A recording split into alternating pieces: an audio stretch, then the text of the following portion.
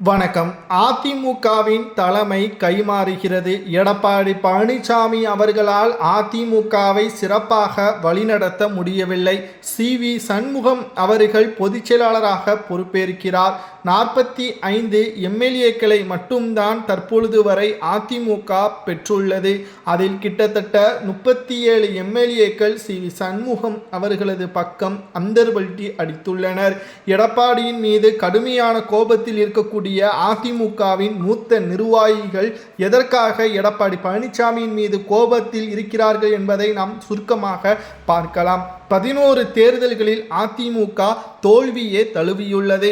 அதிமுகவின் கட்டமைப்பை அதிகப்படுத்தாமல் உட்கட்சிகளில் அதிமுகவின் மூத்த நிர்வாகிகளை கட்சியிலிருந்து நீக்கியதும், மாஜி அமைச்சர்களது பேச்சை கேட்காமல் தன்னிச்சையாக முடிவுகளை எடுத்ததும் தான் தற்பொழுது விஜய் அவர்களது வளர்ச்சிக்கு மிகப்பெரிய அளவில் உதவியாகவே அது மாறிவிட்டது.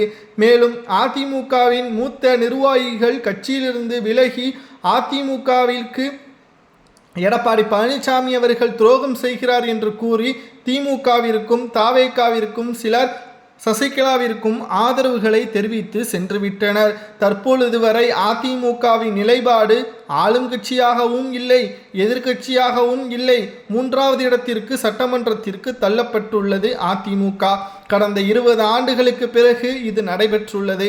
ஆனால் அப்பொழுதும் இப்பொழுதும் ஒற்றுமையா என்று கேட்டால் கிடையாது.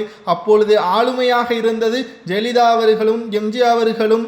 தற்பொழுது வரை கிட்டத்தட்ட தொடர்ச்சியாக 2 முறை ஆட்சியை தக்க வைத்தது ஜெயலலிதா அவர்கள். எடப்பாடி பழனிசாமி அவர்கள் அதை சரியாக செயல்படுத்த முடியவில்லை. எதிர்க்கட்சி அந்தஸ்தையும் அவரால் நிலைநிறுத்த முடியவில்லை. தற்பொழுது சி.வி. சண்முகம் அவர்களது வீட்டில் 37 எம்எல்ஏக்கள் ஆலோசனை நடத்தி வருகிறார்கள். அவசரமாக பொதுக்குழுவை கூட்ட வேண்டும். அதில் 47 எம்எல்ஏக்கள் வெற்றி பெற்றார்கள்.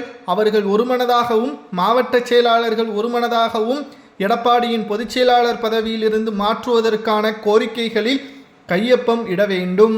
இது சாத்தியமா என்று கேட்டால் எடப்பாடி பழனிசாமி அவர்கள் சில அதிமுகவின் விதிகளை மாற்றியுள்ளார். அதில் பல விதிகள் எடப்பாடிக்கு சாதகமாகவே வைத்துள்ளார்.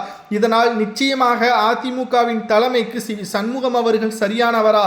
பலரும் சி.வி. சண்முகம் அவர்கள் அவசரப்படக்கூடிய நபர் என்றும், அவர் அதிமுகவின் தலைமைக்கு சரியாக இருக்க மாட்டார், மீண்டும் சசிகலாவையே அதிமுகவிற்கு அழைத்து வாருங்கள், அவரால் மட்டும்தான் அதிமுக புத்துணர்ச்சி பெறும், அவர் புதிய கட்சியை உருவாக்கினாலும் அதிமுகவுடன் அந்த கட்சியை இணைத்து செயல்பட்டால்தான் அதிமுக வெற்றியடையும் என்று தொண்டர்கள் கூறுவது சரியா என்பதை கமெண்ட் வாயிலாக கூறுங்கள்.